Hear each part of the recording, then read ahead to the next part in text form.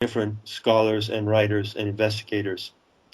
And according to this view, the ancient mystery centers such as Eleusis, the most famous one perhaps, Eleusis in Greece, were centers of spiritual teaching and shamanism that used psychoactive potions and mixtures in order to reach altered states. For instance, in the Eleusinian mysteries, it's now known that it's now widely believed that the kykeon, or the beverage that was drunk on the evening of the ceremony, was made from fermented barley that would have had the properties of lysergic acid, or LSD. So I do use these sacred plants in my practice for the reason that they are given to us for that very purpose. This is my understanding. There are about 200 species now known, probably many more. 200 species of plants that have been mapped and investigated, which have psychomimetic properties. Psychomimetic means that they imitate the actual behavior of the human psyche and the brain. So, for instance, psilocybin mushrooms, when you ingest psilocybin mushrooms, they alter your consciousness. Right, but people would say, well, why do you want your consciousness altered? Why don't you do it by yourself? Well, the way they alter your consciousness doesn't really alter it at all, because the chemical properties of these plants is psychomimetic. They actually contain the neurotransmitting agents that are already operative in your brain. And so the ancient shamans of the past knew this. And they knew that in order to reach these heightened states where we enter into the higher frequencies for communicating with the divine, we need the amplification of faculties that comes from using these substances. So that's what I do. It's a practice that has been tested and tried in indigenous cultures all around the world for thousands and thousands of years. In fact, the use of psychoactive plants to communicate with the divine is the oldest religious practice on earth, and also the safest, if it's done intelligently. And I do it in a sober and disciplined manner. I am very much against the use of these substances, ayahuasca, magic mushrooms, for recreational purposes. I'm really against that. They ought not to be used in a careless way. They ought not to be mixed with alcohol and pot and things like that. They are sacred plant substances provided by the goddess so that we can reach her in her higher frequencies and communicate with her. And this has been known. This is no revelation coming from John Lash. This has been known to our species for countless thousands of years. So, John, then you have experienced the organic light then? Right. My main practice is to encounter the organic light. And this is also the main practice in the pagan mystery schools, to encounter the organic light. Now, what is the organic light? Well, it's a light you see. It's a phenomenon of nature, just like clouds, just like mist in the atmosphere, like thunder or lightning. But it's a light that you see in an altered state with very particular properties. And one of the vows that was taken by the more advanced shamans in the mystery schools was that they would not speak publicly about the properties of this light. But I have done so, and as far as I know, I'm the first person to have done this at this time as a way of completing my message regarding the Sophianic myth. The organic light is actually the pure light of the goddess Sophia in her pleromic or galactic form. Remember that the core of our galaxy is a core of white light. This light is not transparent like the light that streams from the sun. It is actually substantial. It has substance, like marshmallow or nougat. And this light is a substance. And what the Gnostics knew was a very, very great secret of this light. They knew that even though the goddess Sophia, when she undertook this power surge and plunged from the galactic center and metamorphosed into the planet, even though she metamorphosed into the planet, into the mountains, the rivers, the seas, the clouds, the trees, the plants, the animals, and us, she still retained her essential divine form. And so the organic light is what I call the primary substance body of the goddess, whereas the planet that you see is her planetary body. And the practice of the Gnostics and mystics of the ancient mysteries was to go into an altered state and perceive this organic light and interact with it. And the organic light is characterized by a number of features. It's unmistakable phenomenon of nature, cannot be confused with anything else.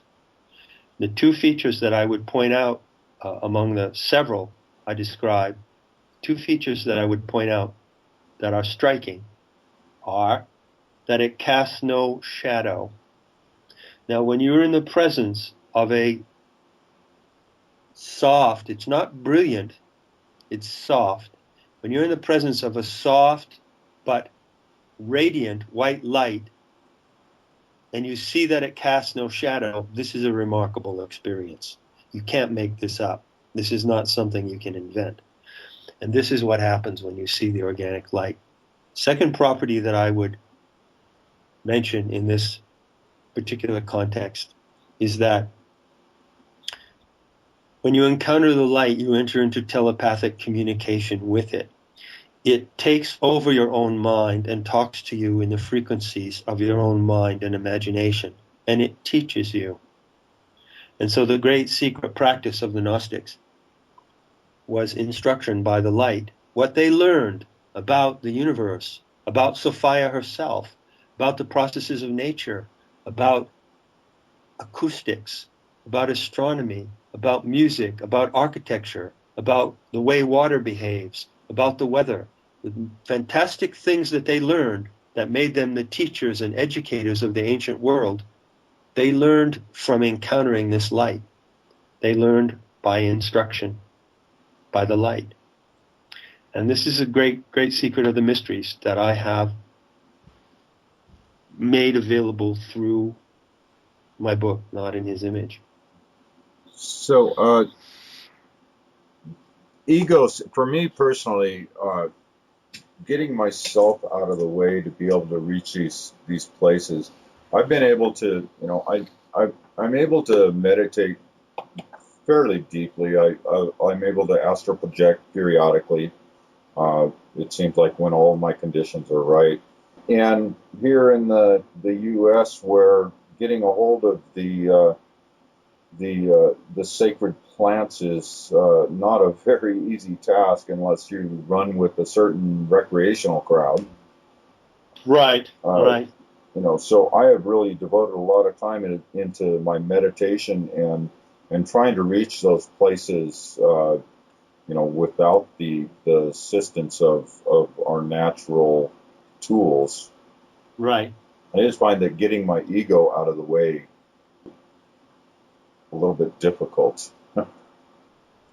It's very difficult, and that's why I'm not endorsing or commending anything to anyone. I'm not selling anything here. I'm not telling anyone to go out and experiment with psychoactive plants.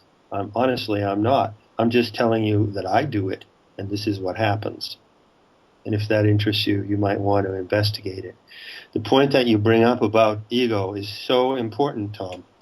One of the reasons why we need these plants is because they can do something for us that we can do with meditative practice, but it's very difficult to achieve. And they can achieve it in the blink of an eye. Imagine that you're standing somewhere and you're looking down at a plaque or an engraving on a stone that's in front of you on the ground, like a gravestone or something, 10 or 15 feet away from you. There's engraving on this stone, and you're looking down, and you want to read the writing on the stone.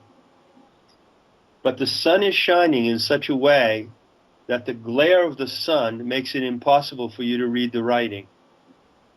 Now, this is a paradox, because if the sun wasn't shining and you didn't have daylight to see the writing, you wouldn't be able to read it, would you?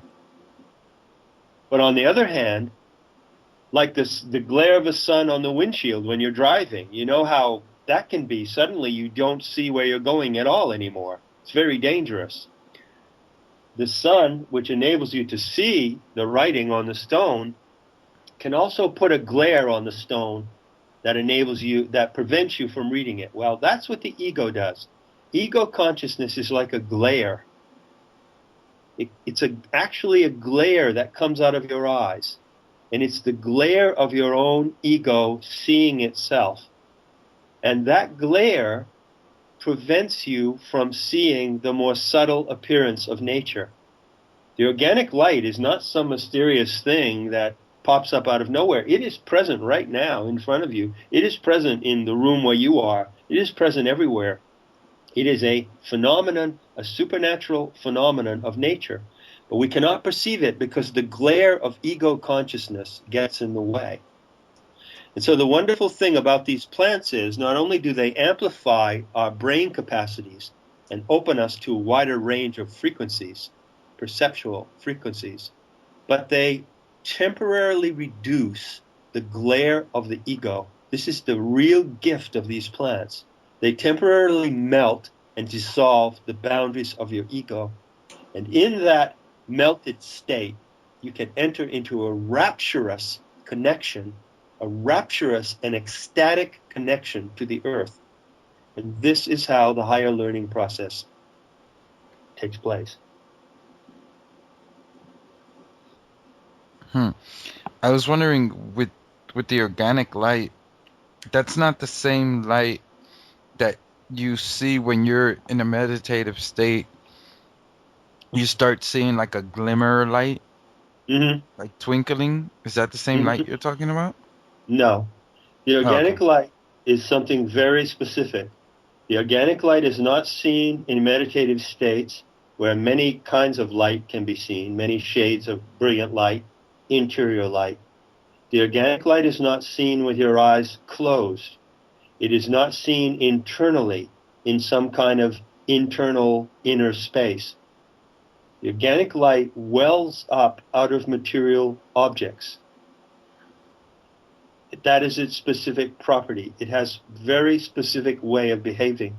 And I've put a lot of attention in my book and also on metahistory.org in describing the properties of this light to make it identifiable to those who would go on the journey toward this light. John, we've got a lot of work in front of us here. What's our solution for? Is there a completion for Gaia's Sophia, or where do we go from here? Well, there is a completion for Gaia Sophia. That's a very good question and a good place to bring around, to bring this discussion to a conclusion, perhaps. As a scholar of these Gnostic writings, which are written in this horrific language of Coptic, and they're very confused and jumbled, I've spent a great deal of time trying to sort out the plot line of Sophia's story. And I've had only like a detective who in some cases had only had the slimmest clues to work on. But I've put my best effort into making sense of these clues. Now I'll give you one of the most amazing clues that I've encountered in the Gnostic Coptic materials. most of the language is Greek or borrowed from Greek, even though it's written in Coptic. And there occurs in the